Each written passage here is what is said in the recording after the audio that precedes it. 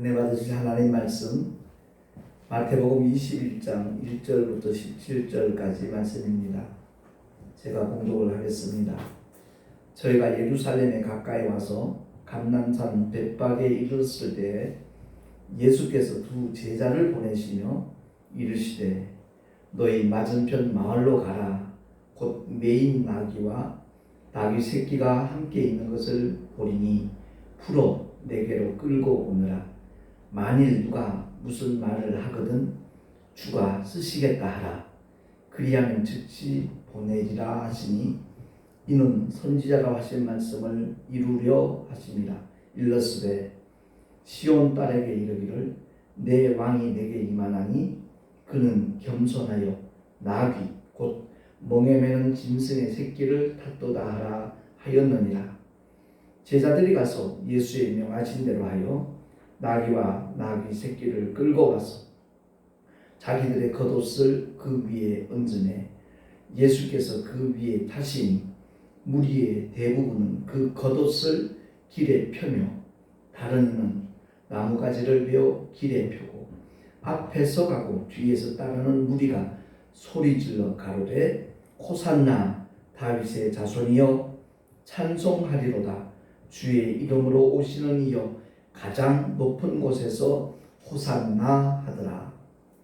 예수께서 예루살렘에 들어가시니 온 성이 소동하여 가로되 이는 누구뇨 하거늘 무리가 가로되 갈릴리 나사렛에서 나온 선지자 예수라 하니라. 예수께서 성전에 들어가사 성전 안에서 매매하는 모든 자를 내어 쫓으시며 돈 바꾸는 자들의 상과 비둘기 파는 자들의 의자를 둘러 엎으시고 저희에게 이르시되 기록된 바 내 집은 기도하는 집이라 일컬음을 받으리라 하였거늘 너희는 강도의 구려를 만드는도다 하시니라. 소경과 저는 자들이 성전에서 예수께 나오매 고쳐주시니 대제사장들과 서기관들이 예수의 하시는 이상한 일과 또 성전에서 소리질러 호산나 다윗의 자손이야 하는 아이들을 보고 분하여 예수께 말하되 저희의 하는 말을 듣느뇨. 예수께서 가라사대 그렇다. 어린 아기와 젖먹이들의 입에서 나오는 찬미를 온전케 하셨나이다 함을 너희가 읽어본 일이 없느냐 하시고 그들을 떠나 성 밖으로 베다니에 가서 거기서 유하니라. 아멘. 기도하겠습니다. 종려주일을 맞이하여 주의 말씀을 다시 한번 상고할 수 있는 복된 시간 허락하시니 감사합니다. 우리의 믿음의 삶 속에서 어떤 자세를 취하여야 될 것인가 깨닫는 시간 되게 하시고 주님 앞에 쓰임받은 새끼 나귀처럼 끝까지 쓰임받을 수 있는 하나님의 사람들 되기를 간절히 소망합니다. 성령님 우리에게 한량한 사랑과 은혜를 허락하여 주시기를 바라옵고 우리 구주 예수 그리스도 이름으로 감사하며 기도하옵나이다. 아멘. 오늘 본문에 나오는 이 말씀을 아마 종려주일마다 그 본문으로 택해서 들은 경험들이 있을 겁니다. 구약의 많은 선지자를 통해서 예언된 하나님의 말씀은 반드시 성취된다는 믿음을 가진 사람이 오늘 이렇게 주님 앞에 쓰임받는 주인공이 되었습니다. 그 이름은 나타나 있지 아니하지만 하나님께 쓰임받은 참 복된 사람이라는 것을 우리가 알게 되죠. 왜냐하면 선지자를 통해서 미리 예언했던 말씀을 그는 언젠가 성취될 터인데 그때 내가 쓰임받겠다라는 마음으로 준비된 그런 믿음의 주인공이 아니겠는가 짐작이 됩니다. 스가랴서 9장 9절에 보면 우리 한번 합독을 하겠습니다. 주보에 나와 있는 말씀 시작. 시온에 따라 크게 기뻐할지어다. 예루살렘에 따라 즐거이 부를지어다. 보라 내 왕이 내게 임하나니 그는 공의로우며 구원을 베풀며 겸손하여서 나귀를 타나니 나귀의 작은 것 곧 나귀 새끼니라. 아멘. 예루살렘 입성하실 때 사용된 새끼 나귀의 주인처럼 하나님 앞에 쓰임받는 자가 정말 복이 있는 사람입니다. 구약 성경은 율법과 예언서로 구성이 되어져 있습니다.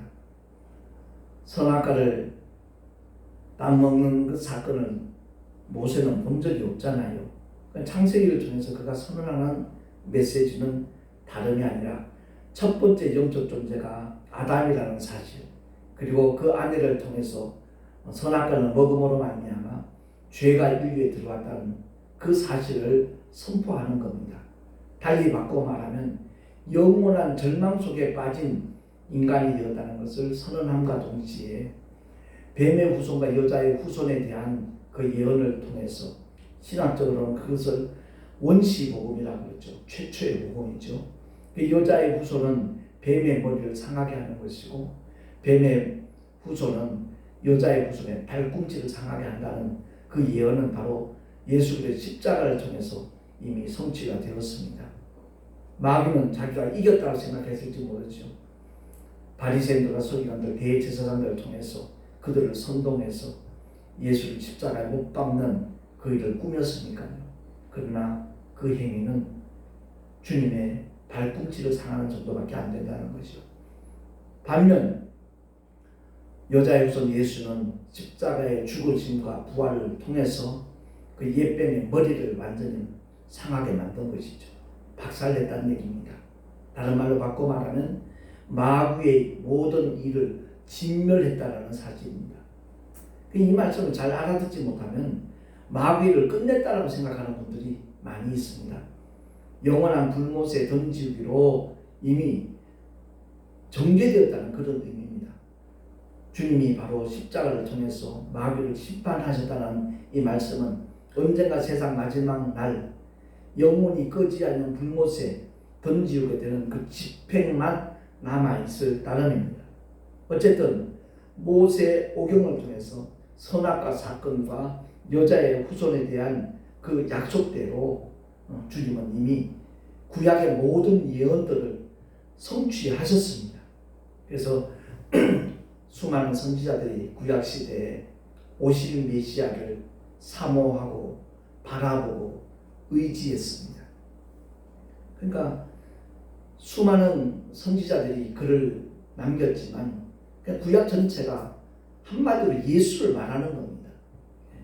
믿음의 조상 아브라함도 오실 메시아를 사모했고 더 나은 본향을 사모했다는 것은 바로 그리스도를 사모하는 믿음의 사람이었다는 것을 말하고 있는 것이고요. 다윗의 시편도 마찬가지고 솔로몬의 잠언도 전도서도 다 똑같은 메시지입니다. 언젠가 우리가 주님 앞에 서는 날이 있을 터인데 하나님의 뜻대로 행하는 자가 참으로 복 있는 자인데, 그 하나님의 뜻이 바로 하나님의 독생자 예수 그리스도라는 것을 구약은 선포하고 있는 겁니다. 제가 목회자 한 사람으로서 참 안타깝게 생각하는 것 중에 하나가, 오늘날 많은 목사님들이 설교를 할 때 구약을 본문으로 많이 해요. 그게 저로서는 많이 아쉽습니다. 실상 대신 예수 그리스도를 정말 증거해야 될 터이고, 구약의 사건은 하나의 그림자로, 거울로, 비유로, 모형으로 얼마든지 인용을 할 수 있는데 주객이 전도되어 버렸어요. 가장 중요한 메시지를 증거하기 위해서 구약의 사건들이 이미 이루어졌던 것인데 그것이 주가 되어버리고 실상 대신 예수를 정말 증거하는 일에는 조금 등한히 하는 그런 현상들이 너무 많이 있다는 것입니다. 아무튼 하나님의 독생자가 오셨을 때 그를 바로 알아보고 소개한 사람이 바로 침례 요한입니다. 마지막 선지자죠. 우리 주님은 말씀하시기를 가장 큰 선지자라고 했습니다. 여자가 낳은 자 중에 가장 큰 자가 누구인가? 모세도 아니고 엘리야도 아닙니다. 침례 요한입니다. 왜? 모세와 엘리야는 멀리 내다보면서 바라보면서 주님을 증거한 사람들이지만 침례 요한은 직접 예수를 보고 보라 세상 죄를 지고 가는 하나님의 어린 양이로다 라고 증거하면서 예수님에게 정말 침례까지 진례하는 그런 선지자였기 때문에 여자가 낳은 자 중에 제일 큰 자가 바로 침례 요한이라는 겁니다. 오늘날 은혜 시대 살아가는 복음 안에 들어온 사람들은 저와 여러분이 신내요한과 비교하면 더 나을 거 아무것도 없습니다. 그럼에도 불구하고 우리가 더 큰 자라는 거죠. 왜? 신내요한은 물과 성령으로 거듭난 적이 없습니다. 예수님께서 십자가에 못 박혀 죽으시기 전에 이미 그는 세상을 떠난 자이기 때문에 성령이 임하시기 전에 그는 자기 사명을 마친 사람입니다. 그래서 신약시대에 참 보잘것없는 존재이라 할지라도 하나님의 뜻인 예수를 알고 주님의 십자가를 통해서 그의 흘리신 보혈로 죄사함을 받아 거룩한 영혼이 되어진, 다시 말해서 예수 이름을 믿고 하나님의 자녀가 된 우리는 신의 요한보다 더 큰 자라고 성경은 증언하고 있는 겁니다. 이 사실을 알면 우리의 어떤 믿음의 모양새도 달라져야죠. 자부심도 있고요. 나 같은 자를 그렇게 하나님께서 대우해 주셨으니 내가 어떻게 살아야 될 것인가. 아마 정상적인 사고를 가진 사람이라면 답은 나와 있을 겁니다. 하나님의 말씀 따라 그대로 순종하는 믿음에 걸어가야지. 더더구나 주님께서 우리에게 맡겨주신 사명, 지상명령이라고 다들 말은 하면서도 그 지상명령을 실천하는 사람은 찾아보기 힘든 시대입니다. 만천하에 복음을 전파하라고 했습니다. 모든 민족 제자 삼으라고 주님이 명령을 하셨습니다. 그 말씀을 그대로 순종하며 실천하는 믿음의 사람보다 더 복 있는 사람이 없다라고 저는 확신을 하는 겁니다. 그래서 신약 성경의 절반 정도를 기록한 사도 바울이 부러운 것은 무엇보다도 그의 온 생애를 복음 전파를 위해 바쳤다는 그 사실 때문에 그렇습니다. 예수가 누구신가를 안다는 것, 이것이 얼마나 큰 복이라는 것을 오늘날 성도들은 잘 느끼지 못하는 것 같아요. 심지어 주의 종이 된 사람들조차도 내가 처음 안수 받을 때, 목사로 기름 부음 받을 때 그 감격과 그 눈물을 금방 잊어버리는, 왜?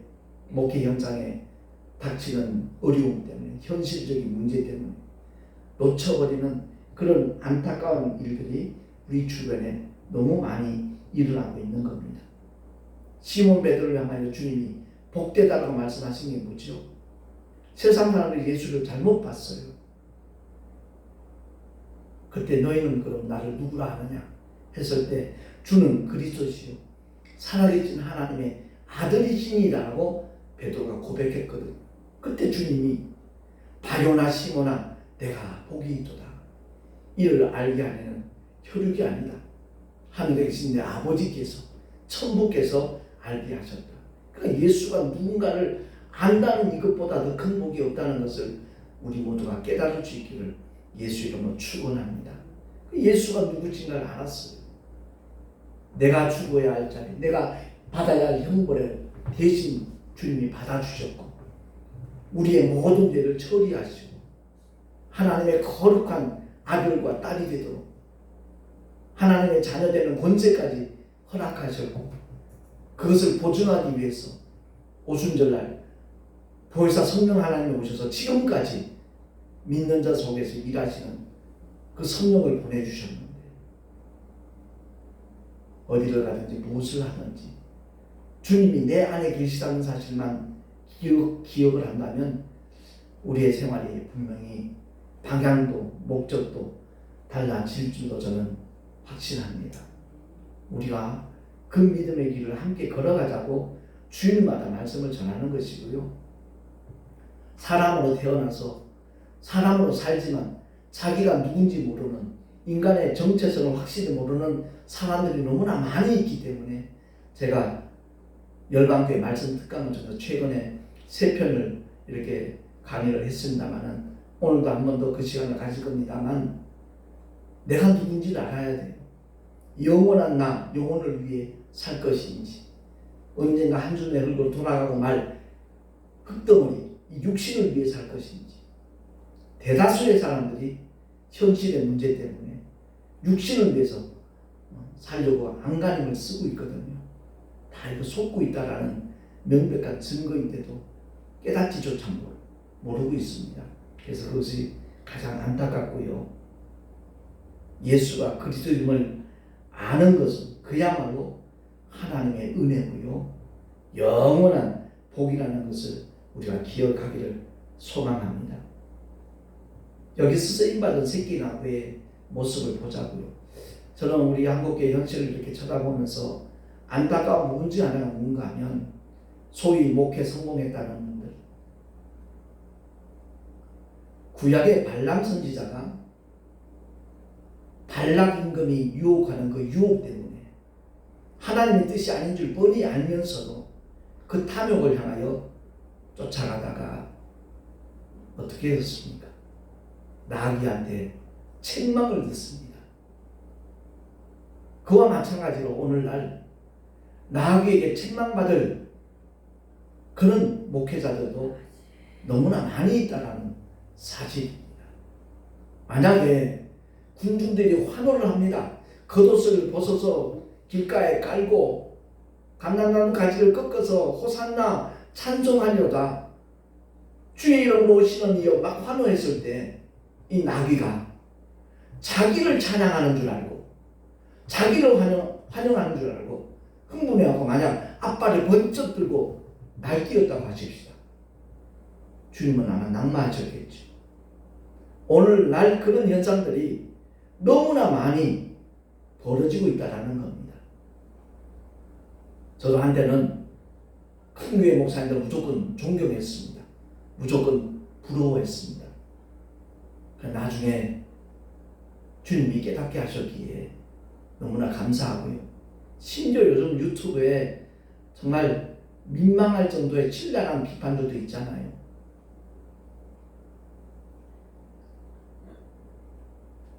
크게 성공한 목사님들은 성도들을 앵벌이 시킨답니다. 전혀 근거 없는 얘기라고 그냥 묵살시킬 수 없다는 것도 우리 아마 대다수의 사람들이 아마 느낄 겁니다. 어쨌든 중요한 것은 모든 영광 주님께 돌려야 되는 거예요.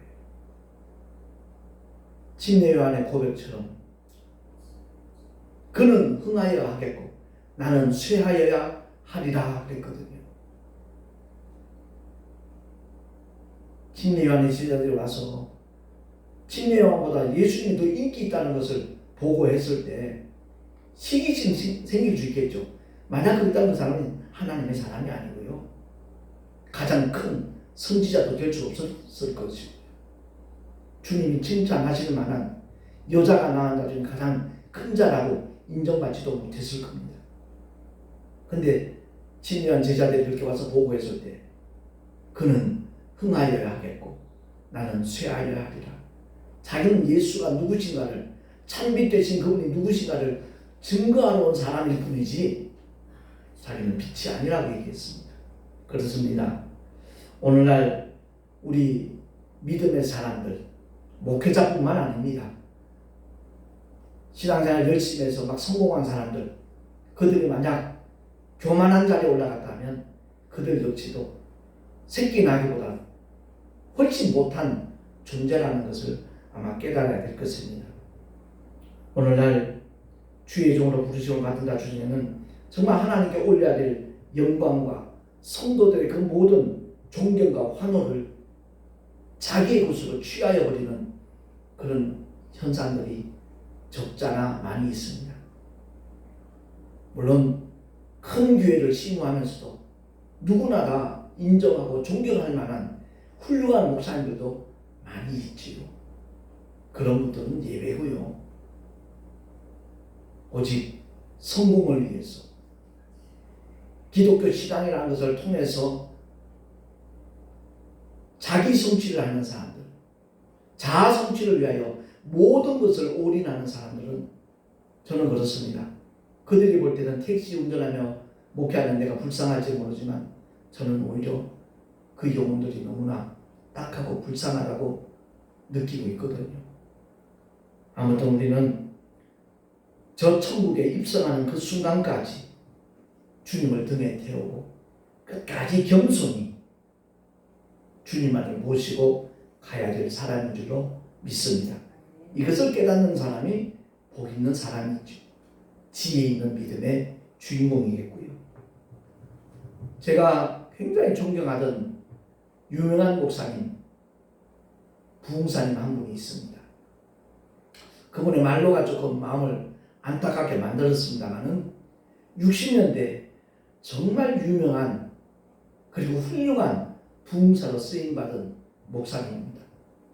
충청도의 산상집회에 초청을 받아서 부흥회를 인도하시는데 그 목사님이 가는 곳곳마다 별의별 환자들이 다 옵니다. 심지어 신문 기자들도 동참을 합니다. 왜? 안전병이 몇 명이 일어나는가? 소경이 몇 명이 눈을 떴는가? 불치병 환자들이 몇 명이나 낫는가? 그것을 취재하기 위해서. 그래서 산상집회를 하는데 참 하나님의 놀라운 역사들이 많이 나타났죠. 비가 막 쏟아지는데 그 산상집회하는 그 장소만큼은 비가 한 방울도 내리지 않는 그런 하나님의 증거를 경험하기도 하고요. 그렇게 엄청난 하나님의 역사가 일어난 부흥회를 마치고 그 당시에는 부흥사 사례비 딴 거 없습니다. 쌀, 보리, 감자 이런 곡물들이나 그런 채소들을 이렇게 사례를 줄 때였어요. 고난의 객짐에 이렇게 하고 그 산 꼭대기에서 이렇게 내려오시는데 한참을 내려오는데 참 이번 성에 하나님께서 정말 크게 역사하셔서 너무나 기쁘다. 너무나 감사하다. 나 같은 자를 써주시니 얼마나 감사한지 모른다. 나도 폐병으로 죽을 뻔한 존재였는데 황달병으로 너무나 고생했던 그런 못난 자를 하나님이 살려주시고 이렇게 사용해 주시니 너무나 기쁘고 감격스럽다 라는 그런 마음으로 산을 내려오고 있는데 한참을 내려오고 있는데 어디선가 음성이 들렸어요. 나귀야. 깜짝 놀랐어요. 주변을 살펴봤어요. 아무도 없어요. 내가 잘못 들었나? 또 내려가는데 나귀야. 또 음성이 들리는 겁니다. 주님의 음성이라는 것을 직감을 했습니다. 직감하면서 동시에 마음속에는 섭섭한 마음이 들더래요. 기왕이면 엘리야야. 그 하나님의 능력을 나타냈던 대표적인 선지자가 엘리야니까 같은 날씨는 엘리야야 이렇게 불러주시지. 그 마음이 듣는 순간 하나님이 다시 한번 깨닫게 하시더라는 거죠. 우리의 존재가 어떤 존재인가. 예루살렘 입성하실 때 정말 예수님을 등에 태우고 쓰임받은 새끼 나귀처럼 우리가 끝까지 겸손하게 살아야 된다는 것을 깨닫고 결코 나를 드러내지 아니하고 주님만을 나타내리라 마음을 먹었다는 거죠. 제가 그 간증을 들을 때 정말 감격스럽고 감동이 되었습니다. 눈에는 그냥 눈물이 핑 돌면서 그래 저런 목회자를 하나님이 찾으시지 하나님이 기다리시지 그런 마음을 가졌습니다. 그런 선배 목사님들의 훌륭한 일화가 저에게는 적잖게 작용을 한 겁니다. 나 옛사람, 못난 자, 불완전한 자 그것 가지고 목회 한번 성공하려고 몸부림쳤던 25년 6년 세월을 청산을 하고 정말 그리스도와 연합하여 내 안에 와 계신 성령 하나님만을 쫓아가리라 결단했기 때문에 택시 전도도 가능했고 지금 이 시간까지 정말 목회할 수 있는 하나님의 은혜를 덧입고 있습니다. 요즘 그런 인사가 있대요. 코로나 때문에 그야말로 월세가 밀려서 보증금 다 까먹고 문 닫는 개척교회들이 많이 있다 보니까 인사가 그렇대요. 아직도 목회하세요? 대단하십니다. 복 받으셨네요. 왜? 우리의 현실이 너무 힘들고 어려우니까 목회를 접는 목사님들이 너무 많다는 거지요. 이런 시대에 정말 택시 정도 하면서 기쁨으로 목회할 수 있다는 것이 얼마나 감사한지 몰라요. 중요한 것은 목회의 주체가 내가 아니라는 겁니다. 그 모든 환호하고 함성을 지르며 호산나 찬송할 주소서 주의 이름 오시는 이여 환호하는 그 군중들의 대상은 예수 그리스도밖에 안 계시다는 것 기억을 하고, 아무리 교회가 부흥하고 성장하고 규모가 커진다 할지라도 우리는 정말 낮은 자임을, 연약한 자임을 기억을 하고, 내가 약할 때 강함이라고 고백했던 사도 바울처럼 그 믿음의 길을 끝까지 걸어가고 달려가는 우리 모두가 될 수 있기를 예수 그리스도 이름으로 축원을 드립니다. 기도하겠습니다. 하나님 아버지, 오늘 종려주일을 맞이하여 예루살렘 입성하실 때 쓰임받은 나귀 새끼와 이름 모를 그 주인을 다시 한번 우리가 기억을 해봅니다. 우리 모두가 다 가장 겸손하고 낮은 자로 주님만을 모시고 사는 믿음의 주인공들이 되기를 주여 사모합니다. 은혜를 베풀어 주시옵소서. 또 내일부터 이어지는 고난 주간에 어줍지 않게 한 끼 금식한답시고 그것을 가지고 주님의 고난에 동참한다라는 착각들 하지 않게 하시고, 복음을 전하면서 겪는 수많은 고충과 고초가 바로 주님의 고난에 동참하는 일이라는 것을 깨닫고 누구를 막론하고 예수 믿는 모든 사람들은 전도에 최선을 다하는 하나님의 사람들로 바뀌어지게 하여 주시옵소서. 온전히 주님 손에 의탁하옵고 사망권세 깨뜨리시고 부활의 천년매 되셔서 모든 이들에게 영원한 부활의 산소망을 허락하신 우리 구주 예수 그리스도 이름으로 감사하며 간절히 축복하며 기도하옵나이다. 아멘.